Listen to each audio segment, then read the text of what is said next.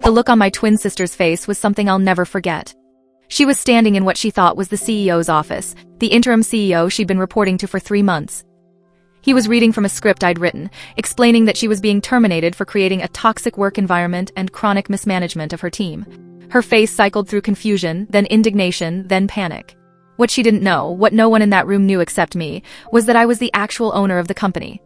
I'd been listening on speakerphone the entire time, watching her world crumble through a security camera feed. I was the one who'd reviewed every HR complaint. I was the one who'd authorized the investigation. I was the one who'd signed the termination papers. Me. The unsuccessful twin. The one who was still figuring things out. To understand why I had to destroy my sister's career, you have to understand what it's like to live your entire life in someone else's shadow, and what happens when that shadow finally learns to cast its own light. Chloe and I are identical twins. Same DNA, same birthday, same face in the mirror. But from the moment we could walk and talk, we were treated like we came from different planets. Chloe was the golden child. Extroverted, charismatic, the kind of person who could light up a room just by walking into it. She was the cheerleader, the prom queen, the daughter who made my mother's face glow with pride at every parent-teacher conference. I was the other one. The quiet twin. The bookish one. The girl who preferred reading to parties, who found comfort in solitude rather than crowds. My mother would introduce us to people with this apologetic tone. This is Chloe, she's our sparkler. And this is Emma. She's more internal. Internal.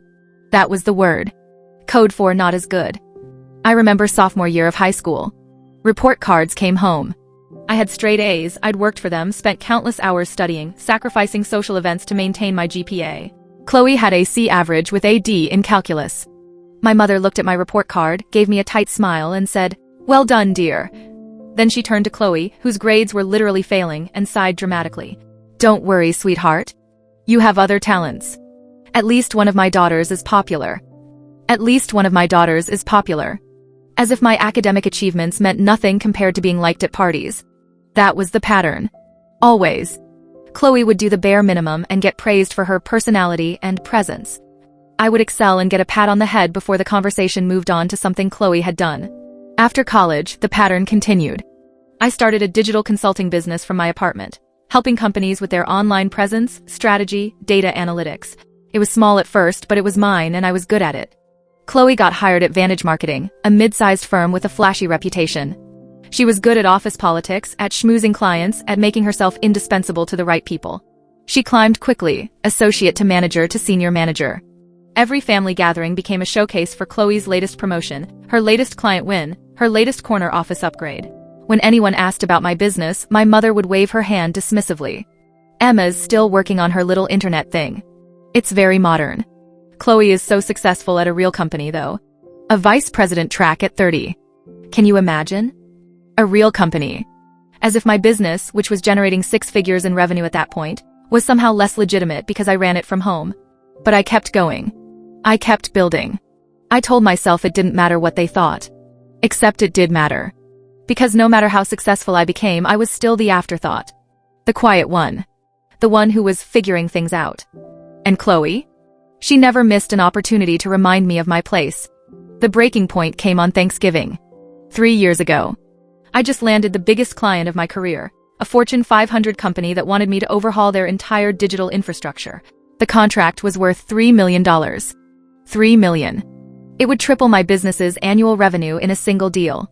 I was so excited I could barely sit still during the drive to my mother's house. Dinner was the usual production. My mother had gone all out. Turkey, stuffing, 3 kinds of pie.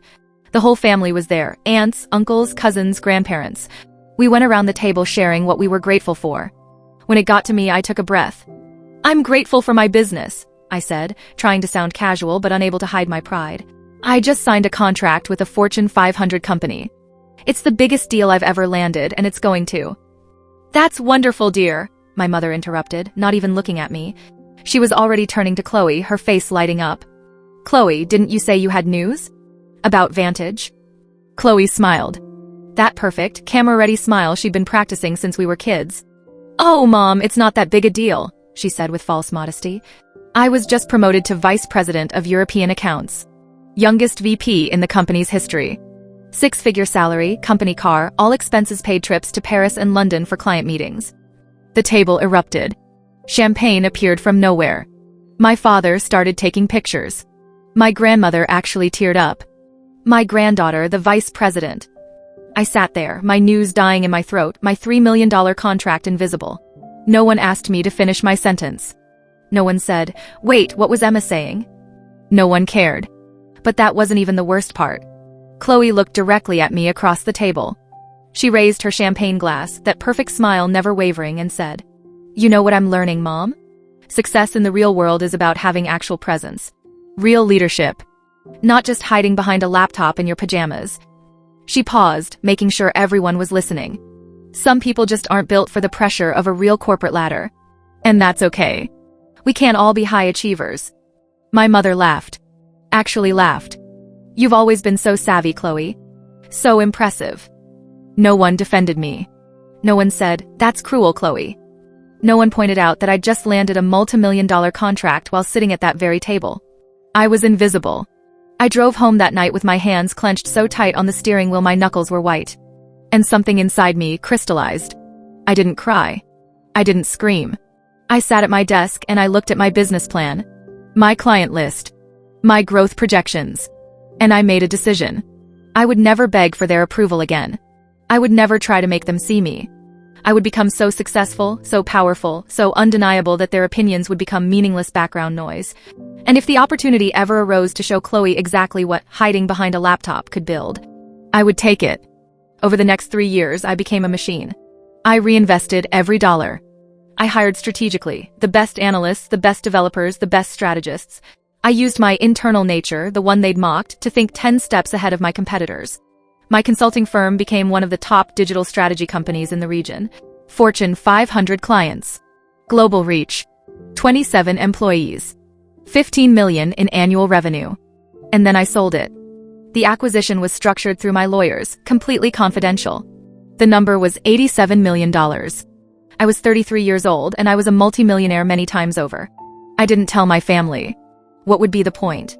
Instead, I became an investor. A silent one. I started looking for opportunities, struggling companies with good bones that needed capital and better management. That's when I heard through the family grapevine, the group text I was still on but rarely checked, that Vantage Marketing was in trouble. They'd lost 3 major clients. Cash flow problems. The board was looking for an investor or they'd have to do massive layoffs. I did what I always did, research. I had my financial team pull everything on Vantage. Balance sheets, client lists, HR records, employee retention rates. I wanted to see everything. And buried in the HR files, I found something interesting. Chloe's team had the highest turnover rate in the company. 17 employees had quit her department in 2 years. There were 9 formal HR complaints against her for hostile management practices. 9. All from junior female employees. All describing the same pattern. Chloe taking credit for their work, publicly humiliating them in meetings, creating an environment of fear and favoritism. I looked at the Vantage financials. I looked at my bank accounts. I looked at the complaints against Chloe. And I smiled for the first time in months. I made a phone call to my attorney. I want to acquire a controlling stake in a company called Vantage Marketing. Set it up through a holding company. Keep my name out of all documentation. The board should only know me as the primary investor. 6 weeks later, the deal closed. I owned 51% of Vantage Marketing. I own my sister's company. And she had no idea. The acquisition closed on a Tuesday. I attended the board meeting via video, camera off, voice modulated through software. I was introduced only as the primary investor, who'd prefer to remain anonymous for now. The board was so desperate for the cash infusion they didn't ask questions. They just saw the money and said thank you. My first directive was simple. I want a full operational audit. Every department. Every manager. Employee satisfaction surveys, HR complaint histories, client retention analysis. I want to know exactly why this company is bleeding talent and revenue. The board complied immediately. 3 weeks later, the reports landed on my desk. Well, my digital desk.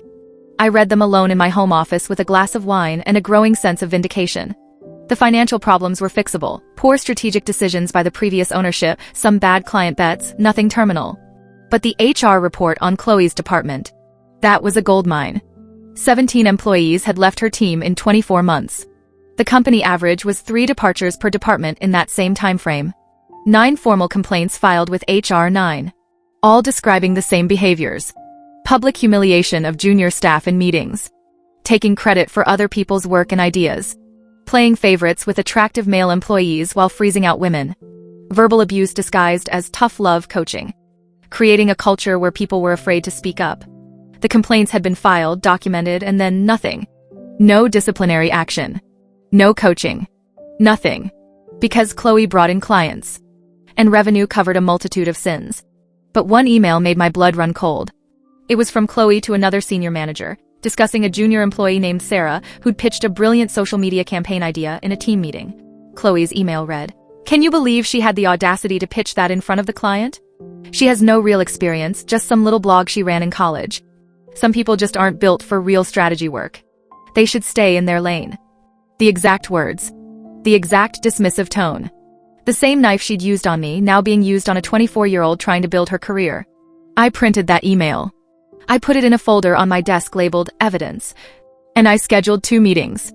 The first meeting was with the interim CEO, a competent man named Richard who'd been brought in to stabilize things during the ownership transition. I met with him via secure video call, still keeping my identity private. "Richard," I said, "I've reviewed the HR reports.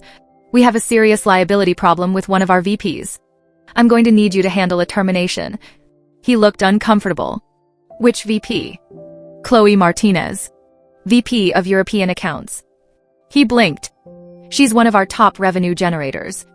She's also a toxic manager who's driven away 17 employees and created a hostile work environment. We're one lawsuit away from a PR nightmare. The termination is non-negotiable. I'll send you the severance package to offer her.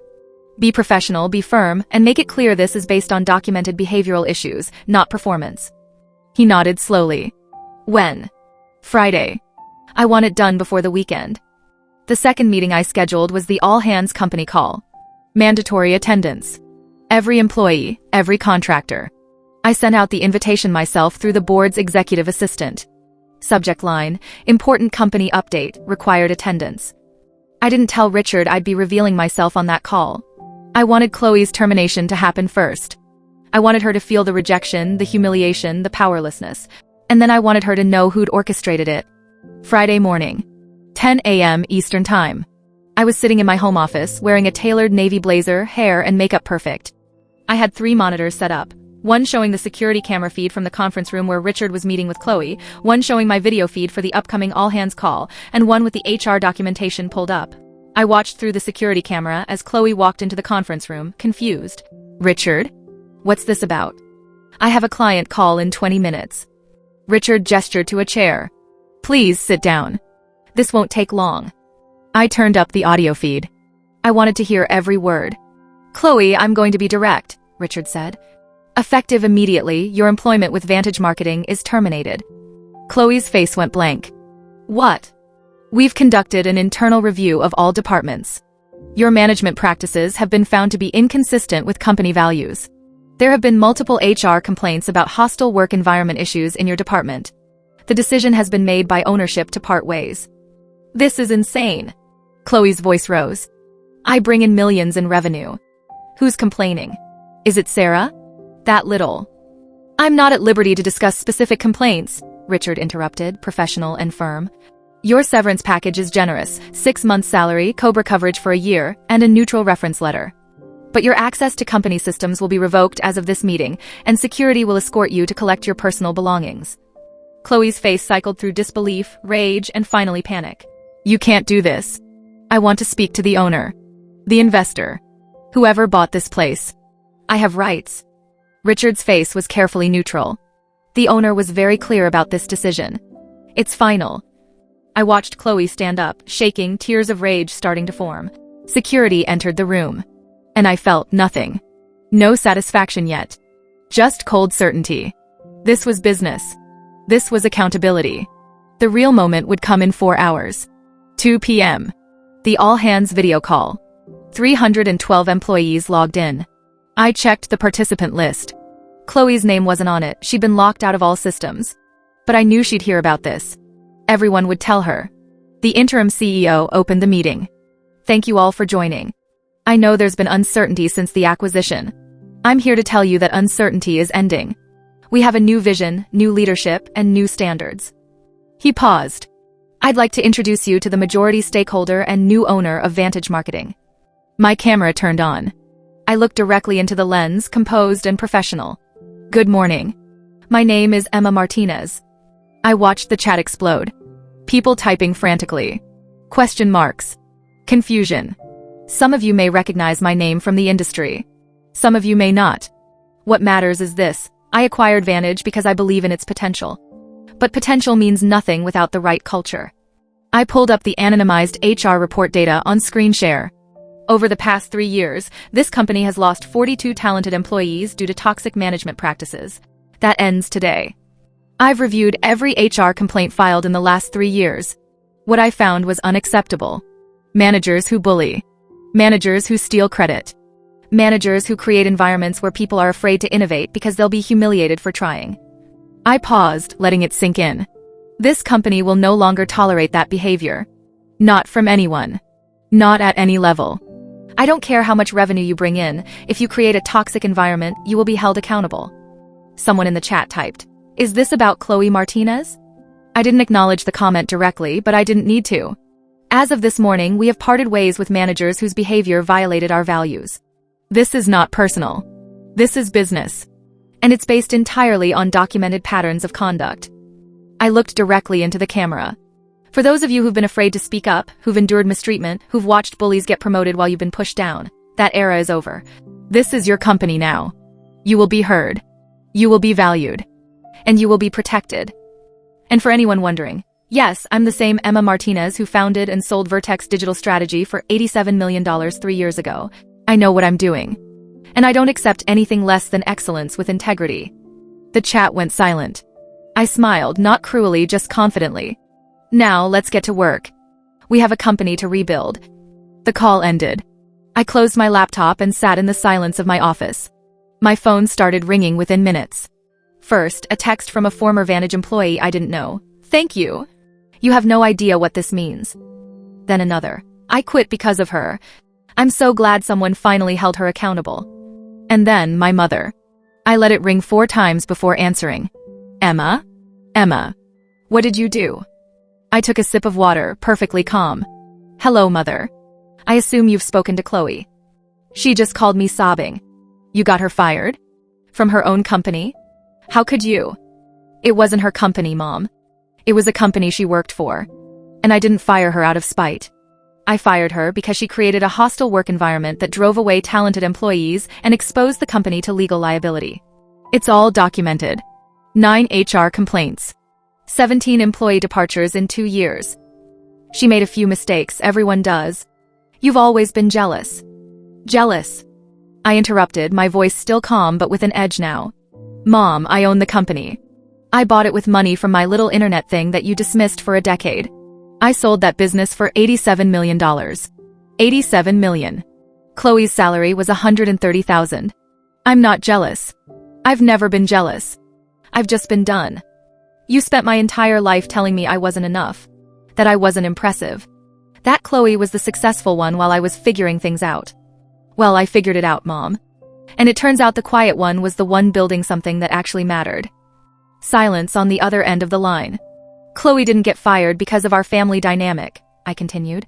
"She got fired because she treated people the way you treated me. Like they were less than, like their accomplishments didn't matter, like they existed only to make her look good. I didn't destroy her career out of revenge. I held her accountable. There's a difference." My mother's voice was small now. "You could have warned her. Given her a chance."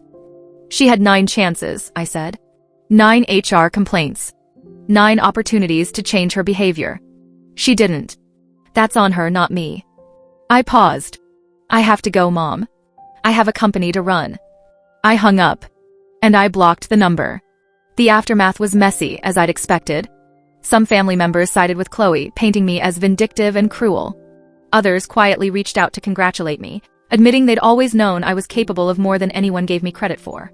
I didn't engage with either group. I had work to do. Within 6 months, I'd transformed Vantage.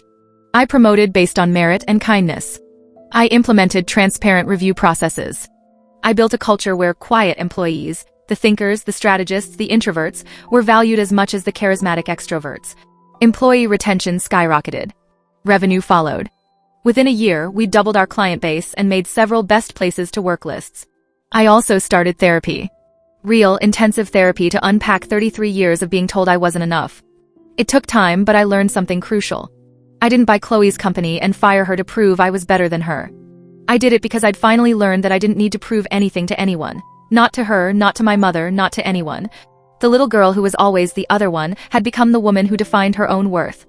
And that was the real victory. If you take one thing from my story, let it be this. Living in someone else's shadow isn't a life sentence. It's a choice you can stop making.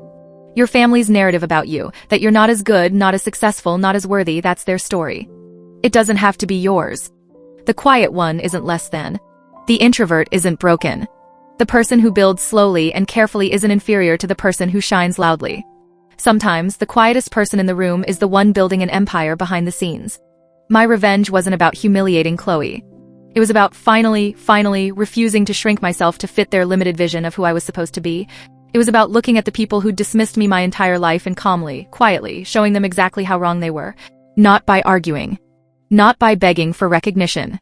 But by building something so undeniable they had no choice but to see it. And here's what I learned. I don't need my mother's approval anymore. I don't need Chloe's acknowledgement. I don't need anyone's validation. I have a company I'm proud of. A team that respects me. A life I've built on my own terms. And most importantly, I have myself. And I finally truly like her. The quiet one learned that silence isn't weakness. Sometimes it's just the sound of someone building a foundation strong enough to support an empire. So here's my question for you. Have you ever been constantly compared to a sibling? Made to feel like you weren't enough? How did you find your own worth? What was your moment of realizing their narrative didn't have to be your truth? Share your story of quiet triumph in the comments below. And if you believe, like I do, that the best revenge is becoming so successful that their opinions become irrelevant, hit that subscribe button. Because you are not the other one. You are the only one who gets to define your worth.